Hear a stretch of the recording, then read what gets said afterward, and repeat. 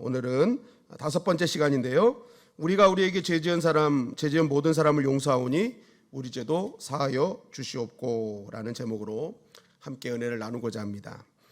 우리는 지난주 일용할 양식을 주옵시고라는 제목으로 함께 말씀을 나누었죠. 이 기도는 무엇입니까? 하나님, 우리 날마다 일용할 양식 주세요, 만족할 양식 주세요, 필요한 양식 주세요라고 구하라는 거죠. 주님은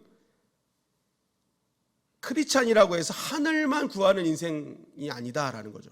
이 땅의 것도 구하라는 거예요. 필요한 것 구하라. 그러면 우리에게 일용할 것 주실 것이다. 그러니까 우리가 욕심으로 구하는 것이 아니라 필요를 구하는 건 다 주신다는 거예요. 그래서 믿음의 좋은 믿음은 하늘과 땅의 균형을 갖고 사는 믿음. 하늘도 구하고 이 땅의 필요도 구하는 것이 중요하다. 그러나 바꿔야 되지 말아야 될 것, 순서는 바꾸지 마라. 먼저 하늘의 것을 구하고 그 다음에 땅의 것을 구하라. 그래서 주기도문의 첫 번째 3가지 청원은 다 하나님 아버지 이름, 나라, 그죠? 그거에 대해서 먼저 구하고 그 다음에 일용할 양식을 구하고. 그러니까 하늘과 땅의 균형을 이루되 항상 먼저 그 나라와 그 일을 구하라. 그리하면 이 모든 것도 더해 주실 것이다 라는 것이죠. 그러니까 우리가 항상 순서는 바꾸지 말아야 된다. 그리고 이 기도를 통해서 하나님은 매일 우리를 만나고자 하신다는 거죠. 날마다 일용할 양식을 구하라 라는 건 뭐예요? 날마다 우리에게 필요한 양식을 주시는 분은 하나님이심을 인정하라는 거죠. 그래서 광야의 출애굽 40년 동안 만나를 40년 동안 빠지지 않고 주신 그분이 누구냐 이거예요. 그 딱 맞게 주시는 분이 하나님이셨다. 그러니까 40년 동안 이스라엘 백성이 할 일은 매일매일 날마다 일용할 양식을 주시는 하나님을 신뢰하는 것. 그죠? 그거 하나만 있으면 되는 거죠. 마찬가지로 하나님께서는 일용할 양식을 구하라라고 주님께서 가르쳐 주신 것은 하나님께서는 오늘도 매일매일 우리를 만나시길 원하신다. 그래서 그 만남을 통해 나에게 필요한 일용할 양식을 구할 때 거기에 알맞은 모든 것을 나에게 주신다는 거예요. 그래서 우리의 믿음은 오늘도 뭐예요? 나만의 겟세마네 시간을 만들어야 되는 거죠. 예수님도 매일매일 습관을 쫓아 겟세마네 동산 가신 이유는 매일에 살 일용할 능력과 일용할 양식을 하나님이 주심을 아셨기 때문에 예수님은 하루도 빠짐없이 습관처럼 겟세마네 동산에서 기도를 하셨던 것이죠.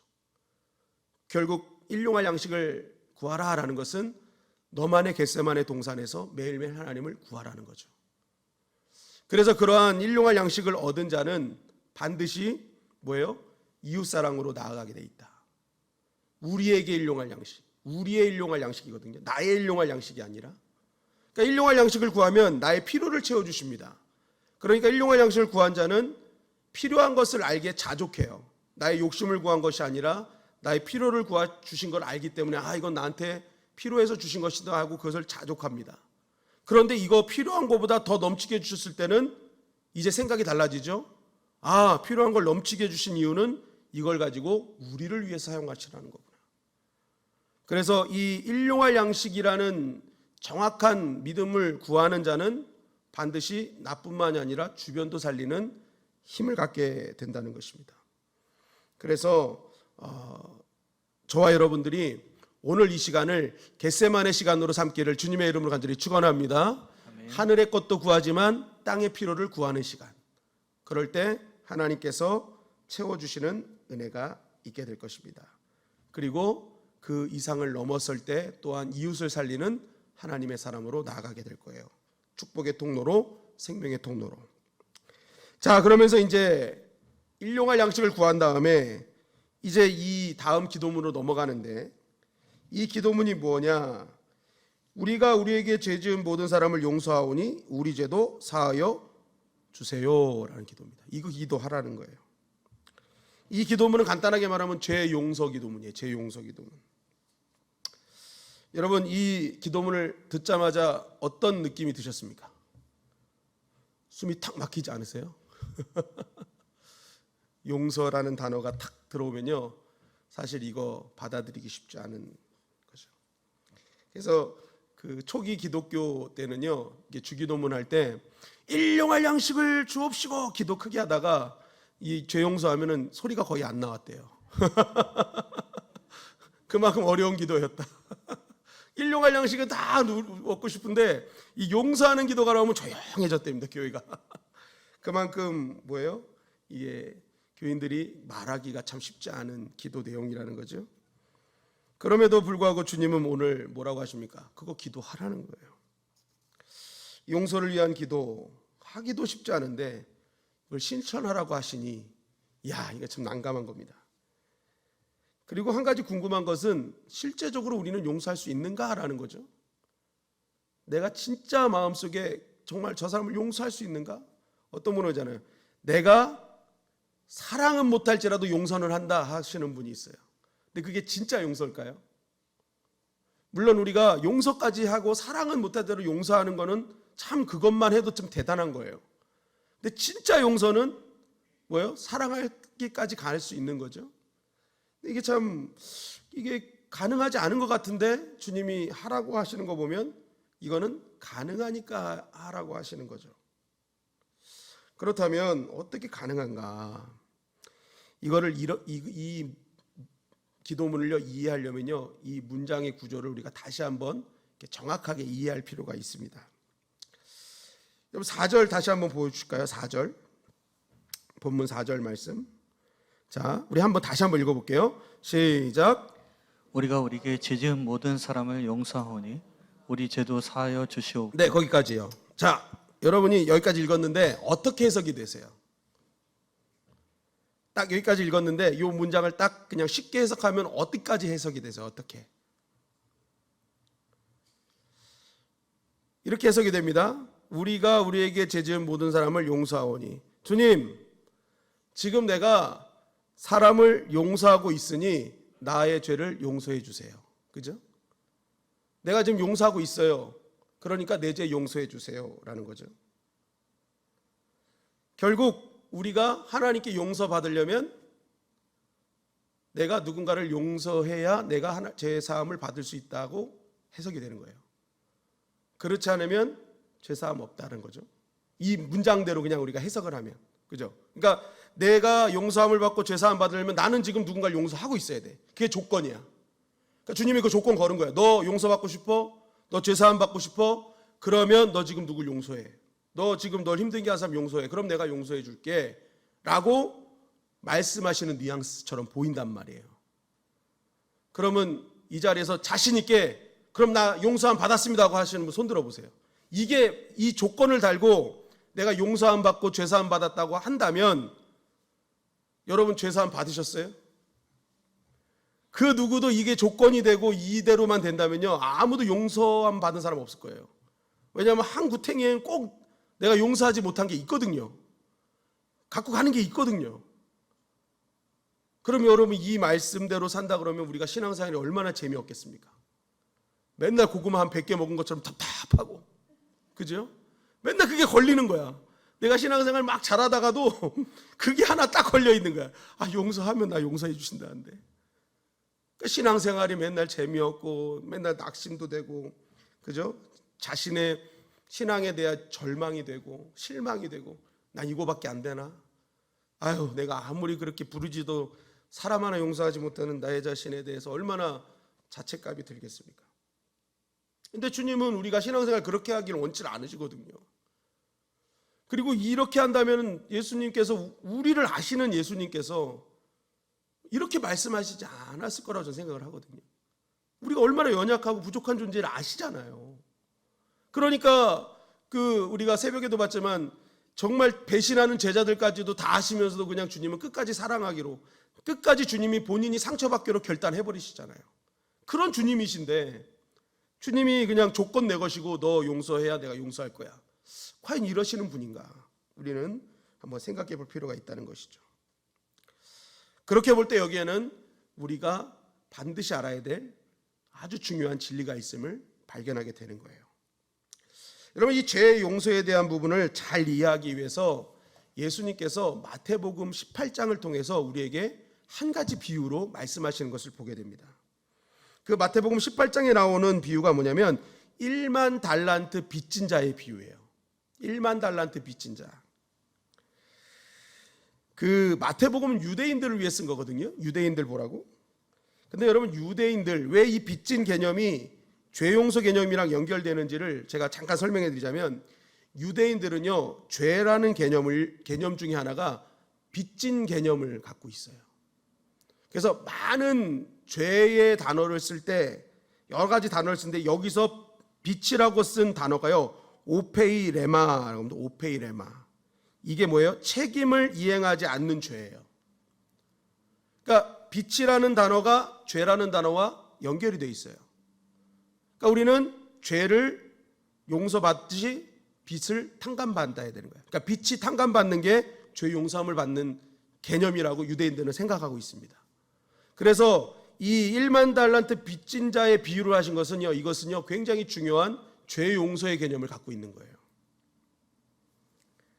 그러면서 마태복음 18장 24절 25절 다 같이 한번 읽어볼까요? 시작. 결산할 때 10,000달란트 빚진 자 하나를 데려오매 갚을 것이 없는지라 주인이 명하여 그 몸과 아내와 자식들과 모든 소유를 다 팔아 갚게 하라 하니. 자, 어떤 나라의 임금에게 1만 달란트 빚진 자가 있었습니다.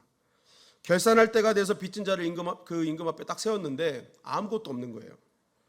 그래서 그 임금이 그 자에게 뭐라고 합니까? 모든 재산을 다 팔고 처자식과 자신의 몸까지 팔아서도 너 갚아야 돼 라고 얘기를 한 거죠. 그랬더니 이 종이 이렇게 반응합니다. 이 빚진 자가 이렇게 반응해요.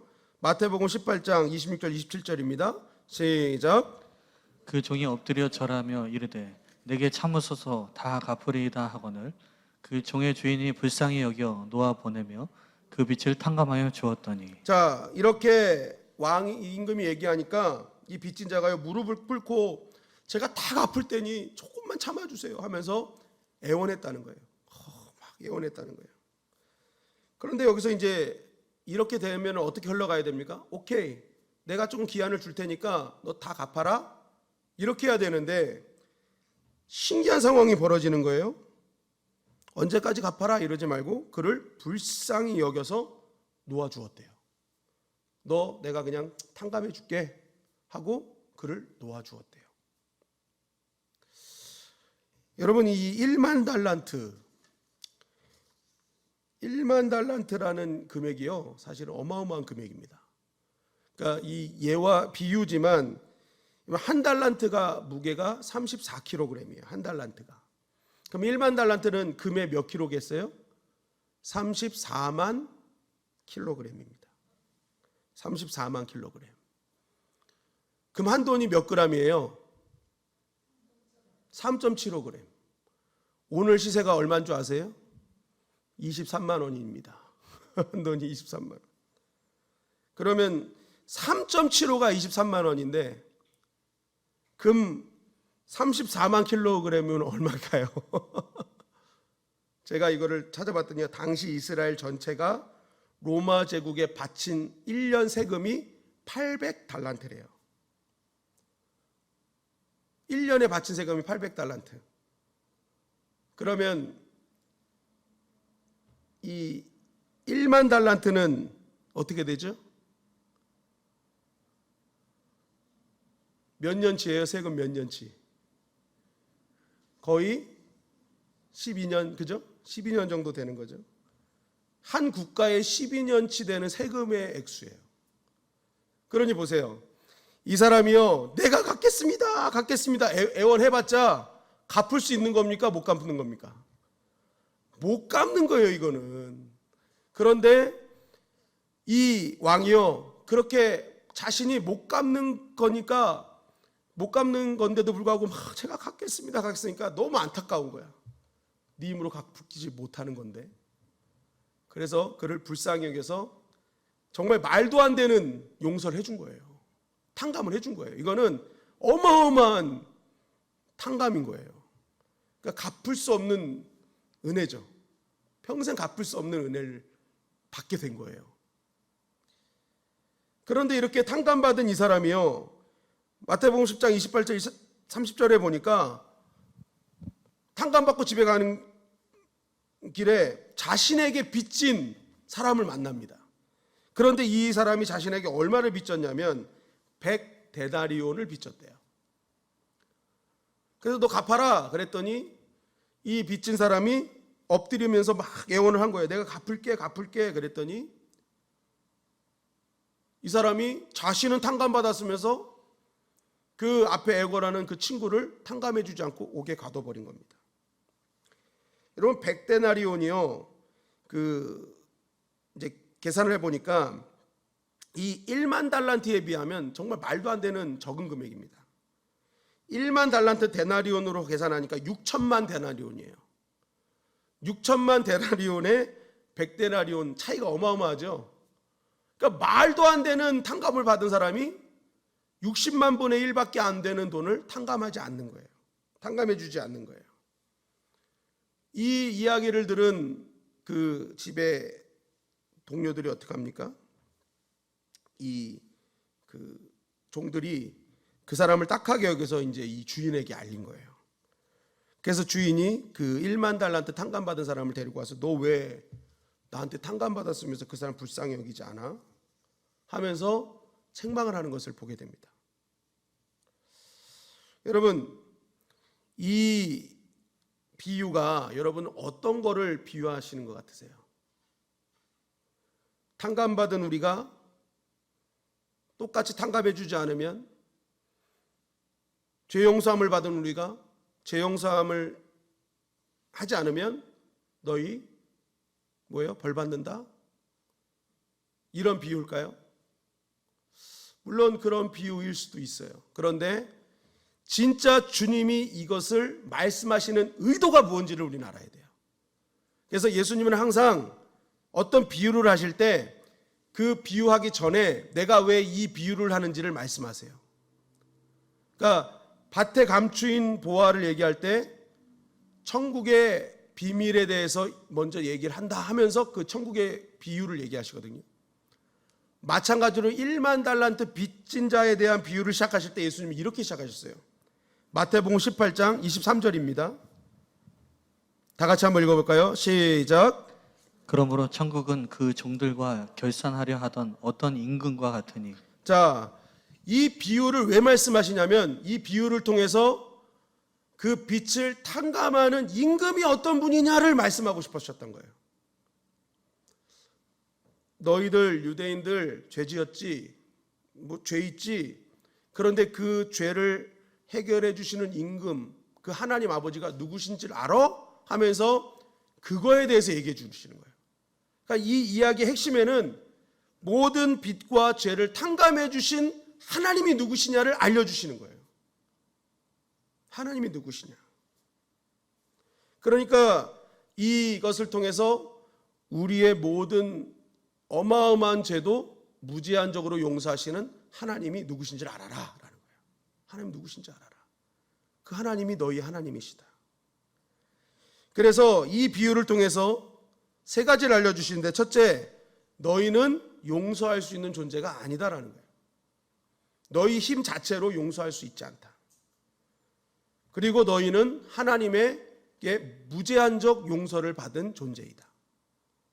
정말 갚을 수 없는 그 은혜로 용서함 받은 자들이다. 그러면서 그 용서를 아는 자만이 비로소 우리도 조금이나마 용서할 수 있는 자가 된다. 그러니까 우리 존재 자체는 용서할 수 있는 존재가 아니라는 거죠. 그러니까 내 힘으로는 절대로 용서할 수 없어요. 그러나 그 무제한적 용서를 해주신 그 하나님의 은혜를 조금이라도 알면 우리는 용서하는 힘이 위로부터 임하게 된다는 것입니다. 결국 오늘 이 재용서의 기도의 내용의 핵심은 내가 용서하고 있으니 용서해 주세요 라고 말하는 것이 아니라 나는 하나님께 무제한적 용서를 받은 자입니다.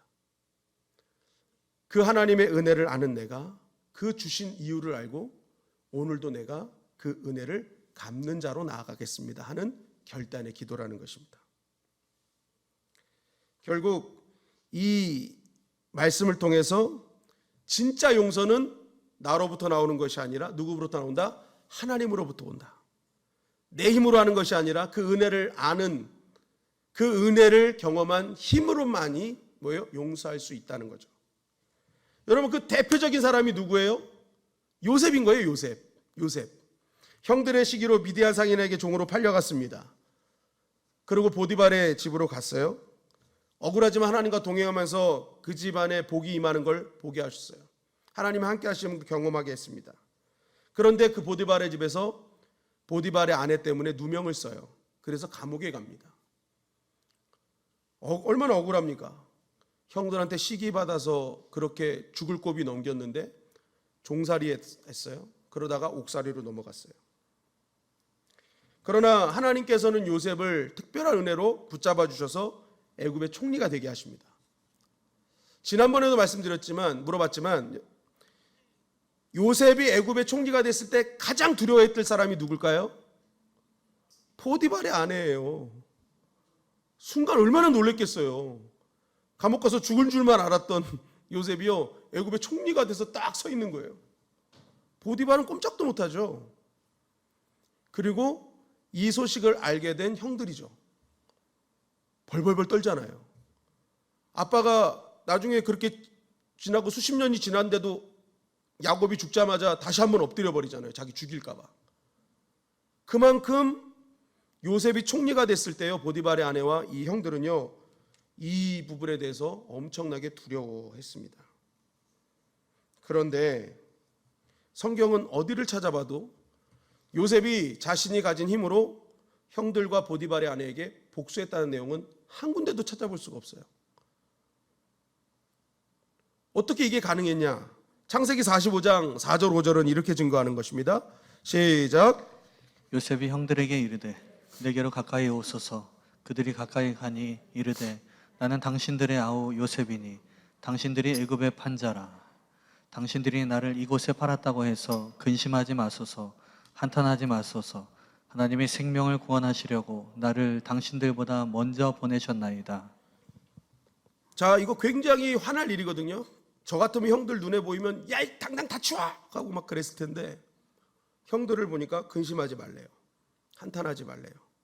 당신들은 분명히 눈으로 볼 때는 애굽에 판 것처럼 보이지만 사실은 하나님께서 당신들과 나의 생명을 구원하시기 위해서 나를 먼저 보내신 일입니다. 그죠?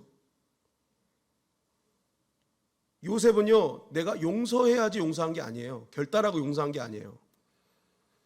자신을 힘들게 했던 모든 상황을 하나님의 시각으로 보는 거죠. 그랬더니 뭐예요? 아, 이 모든 것엔 하나님의 은혜가 있었고 하나님의 섭리가 있었구나라는 걸 깨닫게 된 겁니다. 그러니까 용서하고 싶어서 용서한 게 아니라 용서가 돼버린 거예요. 이거는 하나님께서 나에게 허락하신 일이구나. 그러니까 뭐예요? 그 모든 것들이 하나님의 은혜 가운데 있음을, 저들이 한 것도 다 하나님께서 다 이유가 있어서 했던 일임을 바라보면서 그 안에 감추어졌던 분노나 이런 것들이 해결이 돼버린 거예요. 그래서 이 창세기 41장 51절 52절에 보면은 진짜 요셉의 그 심정을 정확하게 나타낸 말씀이 있어요. 다 같이 한번 읽어볼까요? 시작. 요셉이 그의 장남의 이름을 므낫세라 하였으니 하나님이 내게 내 모든 고난과 내 아버지의 온 집 일을 잊어버리게 하셨다 하며, 차남의 이름을 에브라임이라 하였으니 하나님이 나를 내가 수고한 땅에서 번성하게 하셨다 함이었더라. 자, 애굽의 총리가 돼서 결혼을 한 다음에 자녀를 낳았는데 장남의 이름을 므낫세라고 딱 줘요. 그런데 그 이름이 뭐예요? 하나님이 내게 내 모든 고난과 내 아버지의 온 집 일을 잊어버리게 하셨다 합니다. 이미 요셉은요, 다 잊어버렸다는 거죠. 다 용서했다는 거죠. 하나님의 은혜로 나는 다 잊었어. 다 용서가 됐어라는 거예요. 아버지의 온 집의 일이 뭐예요? 자기를 시기해서 팔아넘겼던 그 일 아닙니까? 그리고 자기가 살아왔던 종살이, 옥살이 그 모든 고난을 다 잊어버렸대요. 이미 용서가 된 거예요. 그 모든 자신의 삶을 되돌아봤을 때 모든 것이 하나님께서 준비하신 일이었음을 바라보고 그 안에 딱 들어가니까 그 모든 것이 다 용서가 되더라. 내가 용서해야지 막 30일 결단하고 막 40일 기도하면서 용서한 게 아니라니까요. 그가 하나님 안에 들어가서 하나님의 은혜를 깨닫는 순간 그것이 뭐예요? 용서라는 개념으로 나타나더라. 더 중요한 건 뭐예요? 차람의 이름을 에브라임이라 하였으니 하나님이 나를 내가 수고한 땅에서 번성하게 하셨다 함이었더라. 그런 하나님의 은혜를 깨닫고 그 모든 것들에 대해서 내가 하나님에 의해서 용서가 되어버리니까 그 용서하는 그것을 하나님은 기쁘게 여기시고 나에게 에브라임의 복을 주셨다는 거예요. 내가 수고한 땅에서 번성하게 하셨다. 여기 번성은 두갑절이거든요. 그러니까 내가 그냥 하나님의 은혜임을 알고 그것이 자연스럽게 용서가 됐는데 하나님은 그것 자체를 기뻐하셨다는 거예요. 그래서 그의 인생을 갑절의 인생으로 만들어 주셨다는 거예요. 갑절에 복 받는 인생. 저와 여러분들이 이 복이 임하기를 주님의 이름을 간절히 축원합니다. 왜 용서하라고 하실까요? 나 좋으라고 하시는 거예요. 너희 복 받을 거야. 에브라임의 복이 임할 거야. 그런데 그 용서는 누가 하느냐? 내가 결단해서 되는 게 아니라 하나님 안에 내가 들어가서 내가 그 모든 것이 하나님의 뜻 가운데 있었고 나 역시도 하나님의 어마어마한 은혜를 받아서 용서함 받은 자임을 인정하고 그 은혜의 삶으로 나아갈 때 받는 복이라는 거예요. 여러분, 우리 자체는요 용서할 수 있는 존재가 아닙니다. 그런데 용서가 언제 가능하다는 거예요? 내가 하나님께 용서받았음을 깨닫을 때. 정말 용서받지 못한 죄가 나한테 너무 많거든요. 그런데 그런 나를 용서하시는 그것을 내가 깨닫고 그 한량없는 하나님의 은혜 가운데 모든 것을 바라보며 나아갈 때 하나님께서는 그 믿음을 보시고 갑절의 은혜를 주신다. 결국 예수님께서 이 말씀을 하시는 것은요, 너희들한테 용서의 능력이 있지 않음을 나도 안다.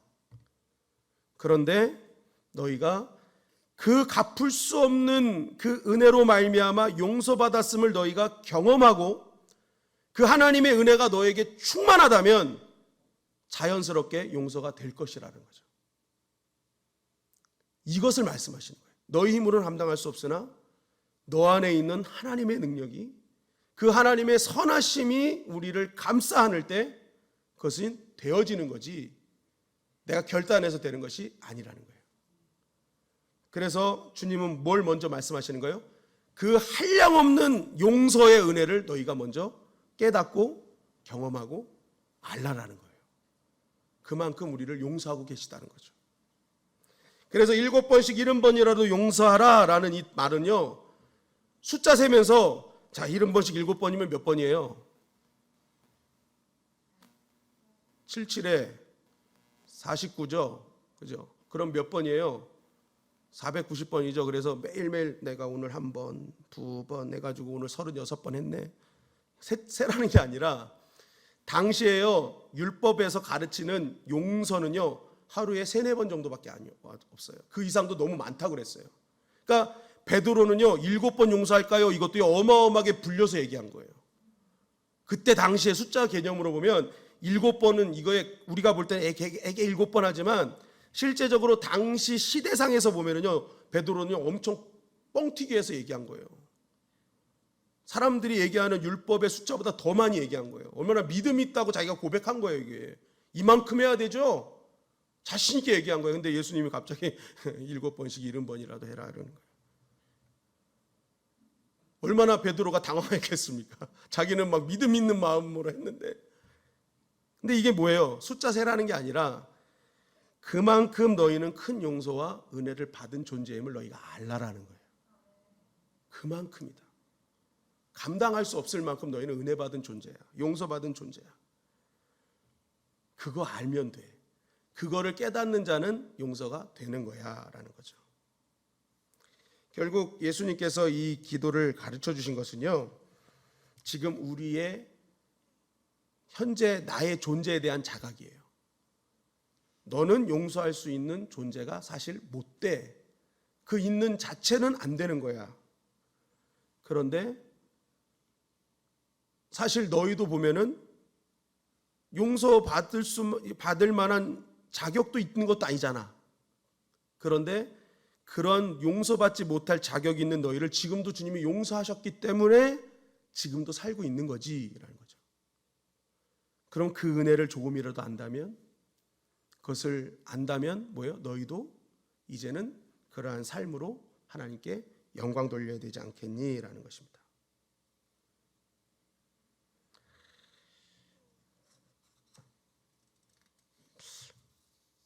결국 여러분 한번 가만히 보십시오.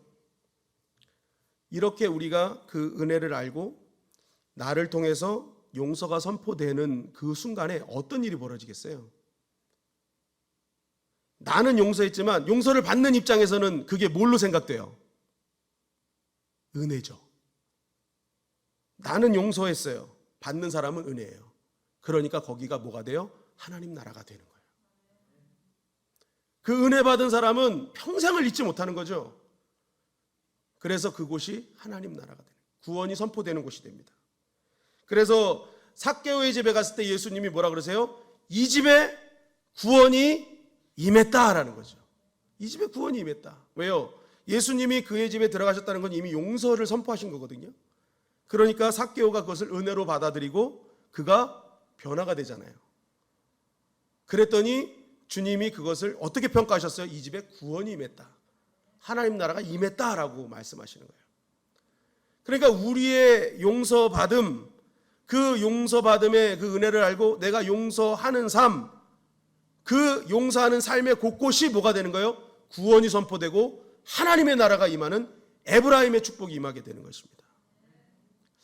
여러분, 우리의 가정과 우리의 교회와 우리의 삶의 터전이 하나님의 나라가 구원이 선포되는 장소가 되기를 주님의 이름으로 간절히 축원합니다. 아멘. 그것은 무엇으로부터 시작돼요? 먼저 내가 용서받은 자임을 깨닫는 거예요. 난 용서받을 수 없는 자인데 나는 용서받아서 지금 살고 있음을 인정하는 겁니다. 그리고 그 은혜를 깊이 깨닫고 내가 용서할 수 있는 상황이 올 때 그 하나님의 은혜를 힘입어 뭐예요? 선포하는 거예요. 그럴 때 여러분의 있는 모든 곳이 구원이 선포되며 하나님의 나라가 임하게 되는 것이죠. 그리고 그러한 용서함을 통해서 따라하십니다. 나 역시도 용서함을 얻는다. 용서함을 얻는다. 여러분, 이게 굉장히 중요한 원리가 뭐냐면 도피성 있잖아요. 도피성이 뭐예요? 억울한 죄 지은, 피치 못할 죄 지은 사람이 도망가는 곳이 도피성이에요. 그걸 만들 때요, 막 길도 닦고 잘 만들라고 얘기하세요. 그런데 그 이유를 뭐라고 말씀하시냐면 신명기 19장 2절 3절은 이렇게 증거하고 있습니다. 시작. 내 하나님 여호와께서 내게 기업으로 주신 땅 가운데에서 새 성읍을 너를 위하여 구별하고 내 하나님 여호와께서 내게 기업으로 주시는 땅 전체를 새 구역으로 나누어 길을 닦고 모든 살인자를 그 성읍으로 도피하게 하라. 네, 자 보세요. 도피성을 만드는데 이 성읍이 누구를 위해 구별된 거래요? 2절에 보니까 너를 위하여 구별된다. 이 도피성 지금 만드는 거, 여기 가서 용서함을 받는 거, 이거 지금 당장 죄 지은 사람도 혜택을 얻지만 나중에 혹시 모를 너가 용서함을 받을 수밖에 없는 그 상황일 때는 너를 위한 것이다. 그래서 왜요? 지금 길도 닦아놓고 잘 만들어 놔라. 그렇게 죄인을 위해서 그러한 기회를 잘 주면은 그게 너를 위한 것이 될 수도 있다. 너가 그런 상황일 때 너가 잘 닦아진 길로 너가 도피성으로 잘 갈 수 있을 것이다. 이게 굉장히 중요한 말씀인 거죠. 그러니까 죄인을 위해서 억울한 죄를 지은 사람, 그들 용서하기 위한 도피성은 그들만을 위한 것이 아니라 지금 너를 위한 것이라는 거죠. 나를 위한 것. 이게 무슨 말입니까? 죄인을 우리가 그러한 연약한 자를 품고 용서할 때 나 역시도 그러한 더 큰 용서함을 받는 기회를 얻을 수 있다. 굉장히 중요한 말씀인 것입니다. 여러분, 우리의 육체를 위해서 필요한 것을 구하는 기도가 일용할 양식이죠. 그런데 연결되어서 여기에 보면 이게 접속사가 원래 원문에 연결되어 있어요.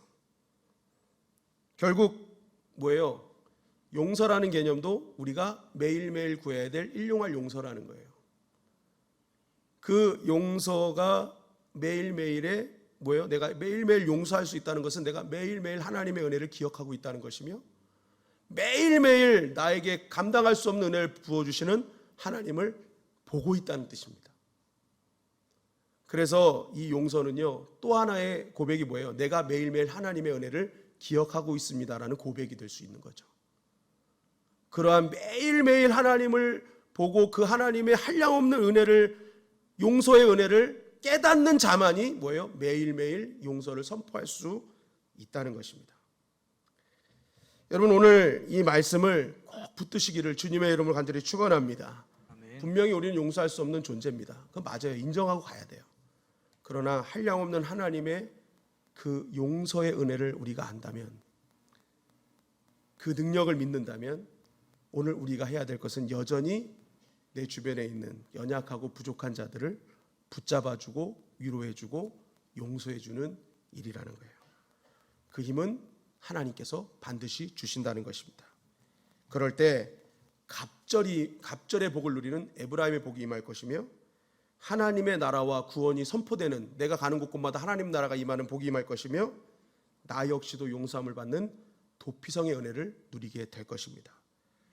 여러분, 우리 교회 여러분들의 삶, 죄를 들춰내는 삶이 아니라 그 죄를 덮어주고 용서해주는 그러한 삶으로 하나님께 영광을 돌리십시오. 그것이 하나님의 은혜를 아는 삶이며 경험한 삶이며 그 은혜를 증거하는 삶일 것입니다. 오늘 이 말씀 꼭 붙드시고 우리의 삶 가운데 하나님의 나라가 임하며 에브라임의 복이 임하며 도피성의 복이 임하는 저와 여러분들이 되시기를 주님의 이름으로 간절히 축원합니다.